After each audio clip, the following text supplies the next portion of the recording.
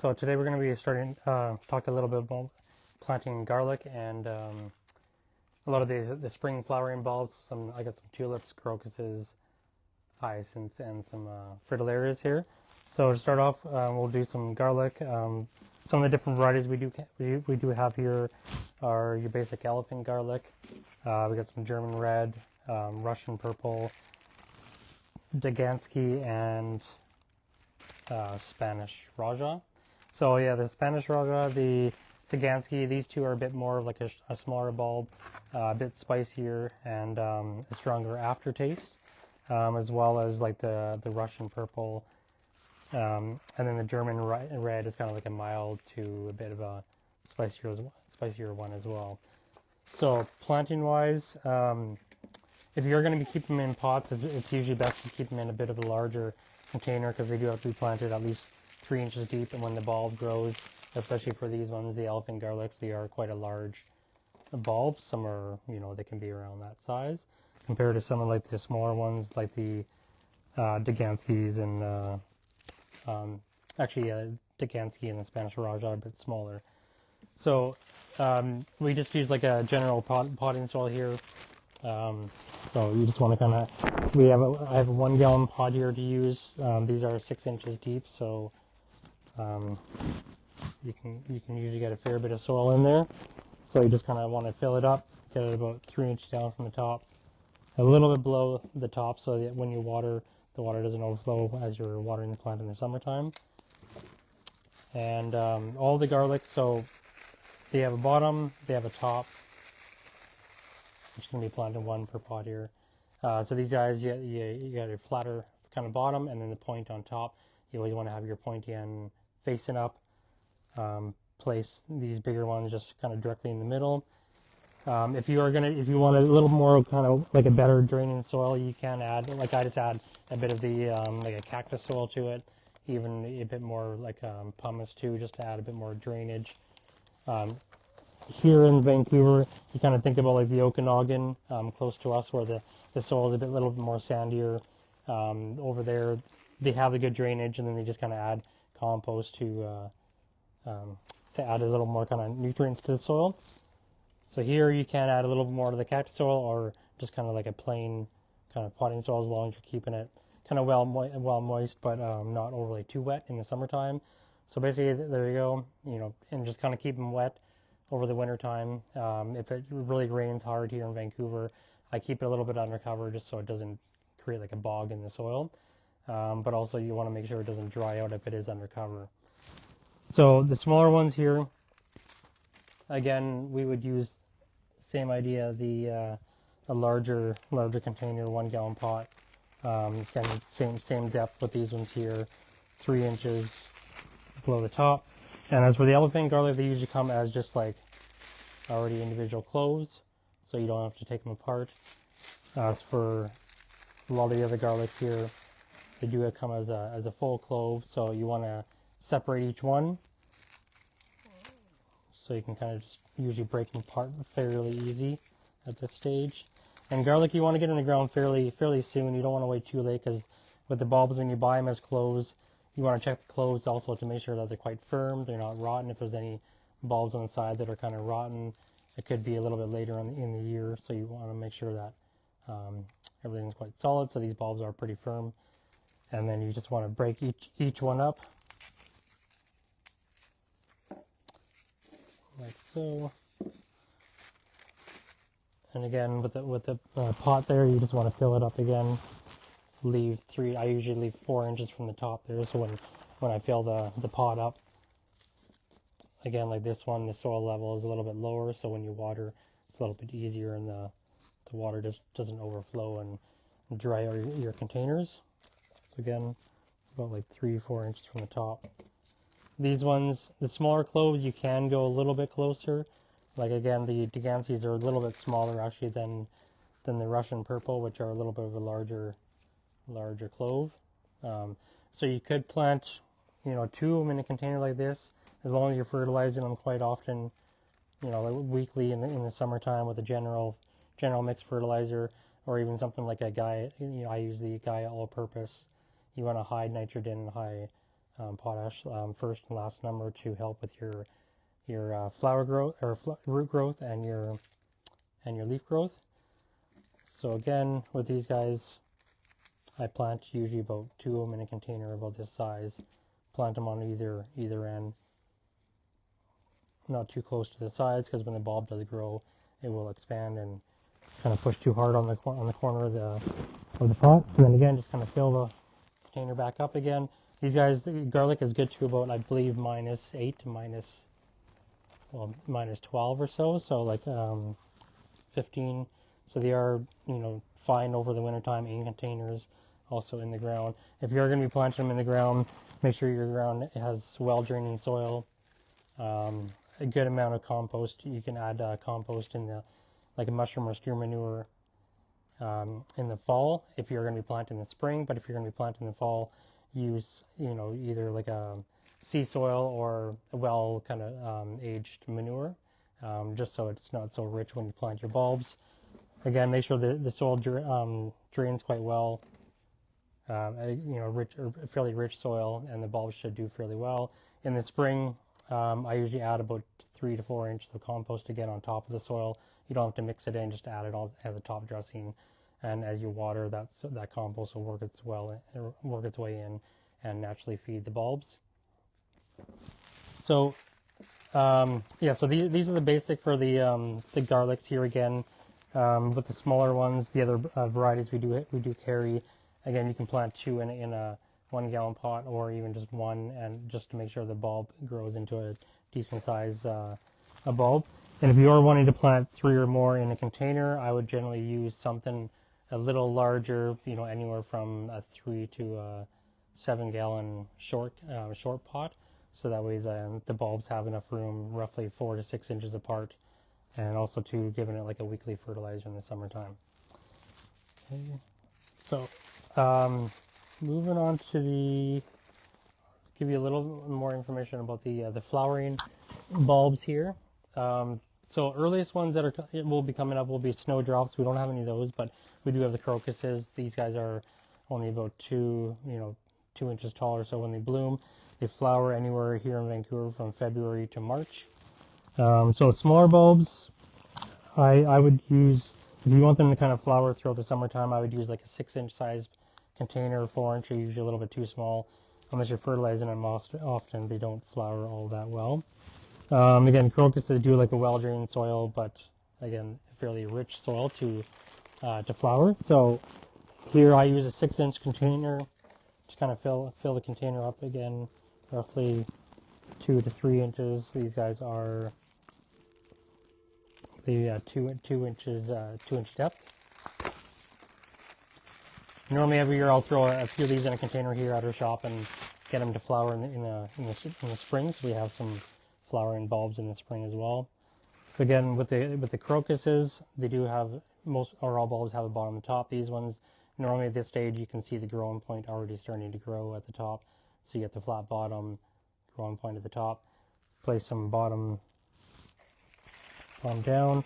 And these ones, I would usually do about, in a container this size, about 3 to 4 or so in a container that size. This is kind of like a mixed crocus, so you'll get a couple different colors as they come up in this container. And then, just kind of place them. I get about 4 in here. That should be good enough when they do come up. And then backfill them again. Again, with the potting soils that you want to use are going to be, make sure it's a potting soil, not like a garden soil, because the garden soils don't have any perlite in it, so it won't give you any kind of drainage. So again, these guys, crocuses are hardy to about -12 or so, so they're hardy enough for our winters. If you are going to be placing them in a smaller container, I would do 2 or 3 in a 4-inch pot.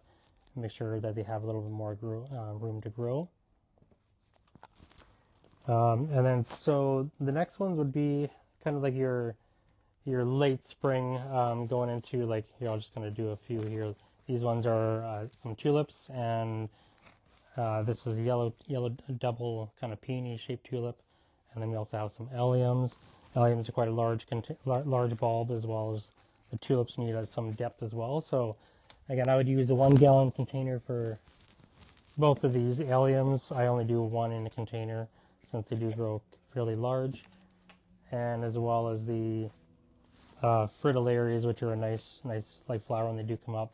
These are around 4 feet tall. When they bloom, they have their flowers hang upside down in a circle in the top, and then they have a funky little hairdo, kind of green pineapple top on top of that once they're in full bloom. So again, with these guys, fritillarias, I believe are, yeah, they're 4 inches. Alliums are roughly, these guys are about 8 inches depth for the larger bulbs. Smaller alliums are roughly around 6 inches on depth. And the tulips are about 6 inches depth as well. So all three of these, the alliums, especially the alliums and the fritillarias, they do like a well-drained soil, but fairly rich. So if you're planting them in the ground, even add in some crushed gravel, a bit more kind of sand, or even some broken pottery if you got some broken pottery, just to get that good drainage. Tulips are usually fine in a well-drained soil, but fairly rich as well. So with these ones, these guys, like I said, these 1 gallon containers are about 6 inches depth already. So I've grown them in here under 4 inches depth, and they still grow fairly good. You know, they don't flop over too much, so the 1 gallon containers are not too bad. And with these ones, for the tulips, I would plant only about 3 in a 1 gallon container. Normally, you want to have in the ground, you want to have them about 4 or 5 inches apart. In containers, I've found over the years, they do pretty well being close together, as long as it's only about three bulbs. And then also too, if you're going to be planting these in the spring or even in the fall, you can add some bone meal as well. We have like the Guy Green bone meal. This is like, it's like a slow release fertilizer. So if you add in the fall, it's great because the bulbs are not actively growing too well, so they'll take up the fertilizer slowly over the winter time. In the spring, you can still add it, but again, like I said, it's going to be a slower release food. So in the spring, I would usually do it more like a liquid or a powder fertilizer that the plant can actively take right away. So again, like I said, 3 bulbs as the tulips in 1 container. Fills containers back up in the ground, 6 inches as well. The larger alliums, like I said, about 7-8 inches depth. And the tulips, again, I would just kind of leave a few inches from the top down, just to make sure that the water can freely flow through and not overflow the container. And then that's for your alliums. These guys, again, a little bit of a larger bulb. This is like a white allium, quite a nice color when it does come up and bloom. A lot of people do like the white in the gardens on these bulbs. Again, make sure your bulbs are fairly firm. Even the flowering ones like the garlic, no rotten spots, anything like that on the bulb. The bottom, again, the top, the pointier end, place in the container. And then backfill. So again, so these ones I will be just leaving these out in the yard here over the winter time, and then once they start to sprout in the spring, I'll start giving them a bit of a fertilizer. I usually feed them like the alliums probably once every 2 weeks or so. They don't need as much food as the tulips do. Yeah. Running on some soil here.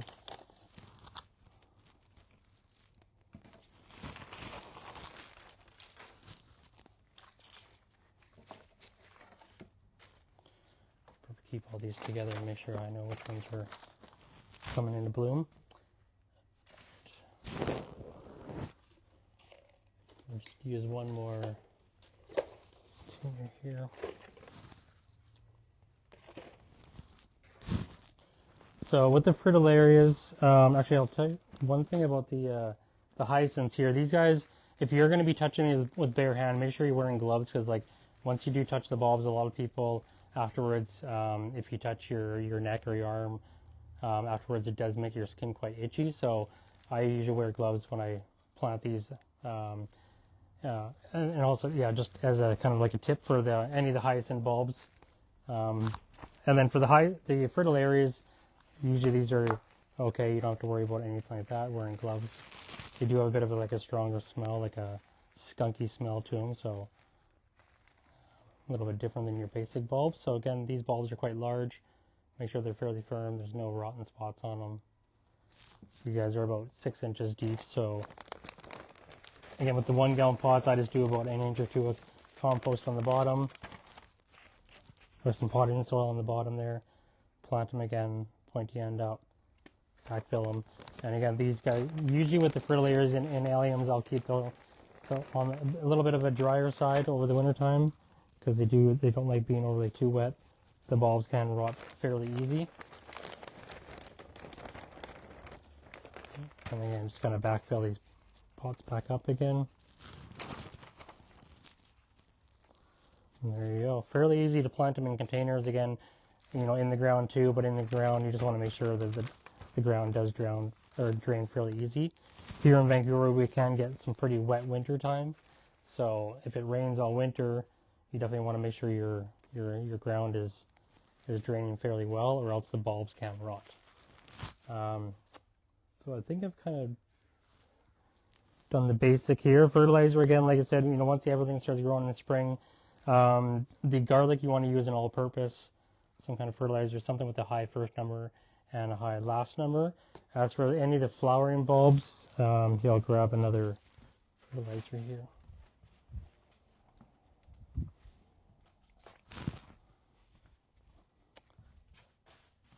For the flowering bulbs, all the ones I just planted, you want to have something with a bit of like a high middle number, but also a bit of like a high last number as well for your flower and your root growth.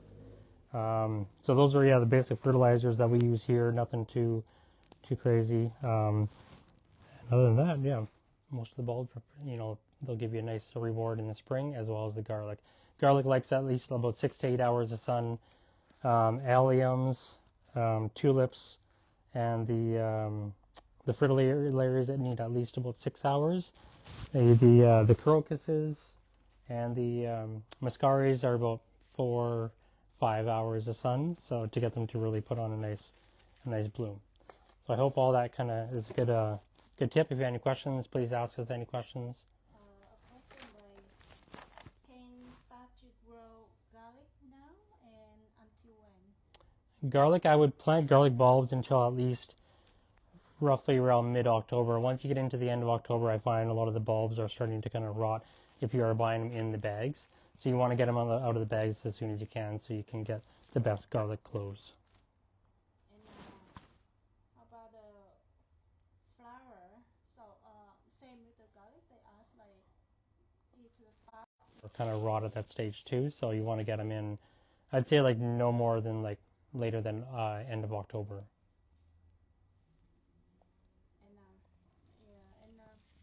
It's like have to wait until spring to put fertilizer?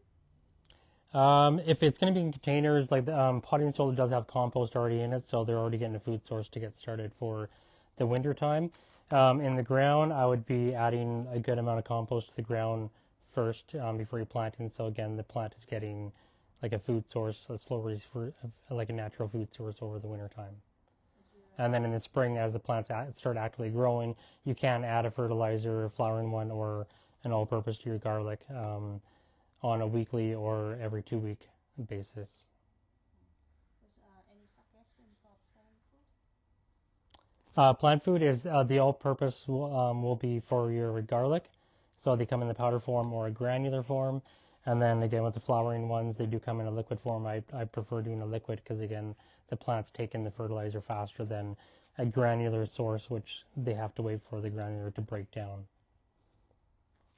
A customer asked like, does you grow the bulb in the pot, and how about they put like in the ground with the Same depth? Yeah, I mean that's like you just instruct how to put in the pot, and if they have a garden, they put direct to in the ground. So usually what I do is I add about like 3 to 4 inches of compost, either just on top as a top dressing, or you can mix it in the first year. Normally after the first year, I do prefer just to add compost on top as a top dressing, so you're not disturbing the soil life below. So again, 3 to 4 inches of compost. place your garlic bulb 3 inches below the surface. Again, just place the soil back on top. Keep it well watered in the drier parts of the fall. Like right now, September, October is usually fairly dry here in October. So make sure the ground stays evenly moist until the rain comes. And then for any of the flowering bulbs too, once they're done flowering in the spring, you want to wait for the flower spike and the leaves to go completely yellow, so that that way the plant is taking all the energy back into the bulb. If you cut them when they're still green, you're taking a lot of the food source away from them, which they would store in their bulb for the following season. So wait for all the flowering ones to go completely yellow, and then cut them down and leave them there for the winter, for the summertime, and they'll survive year after year. Tulips will flower for about 3 to 4 years, as for most other bulbs, generally do either multiply or they continue to flower for quite a few years after that.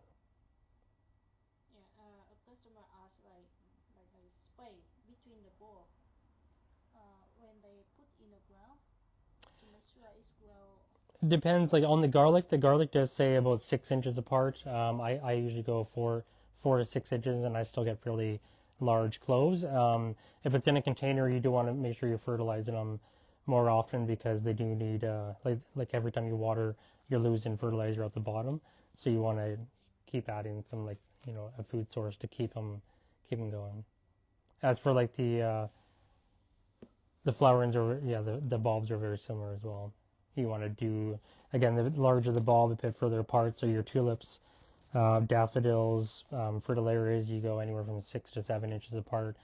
And then the crocuses, muscaris, snowdrops, you can go a little bit closer, as they naturally multiply anyways. Yeah, still more question, but maybe we'll reply them later. Yeah. Yeah. Thank you for Thank you for the time, and yeah, if you have any more questions, please feel free to ask some more questions, and we'll do a bit more of an update later on. Thank you.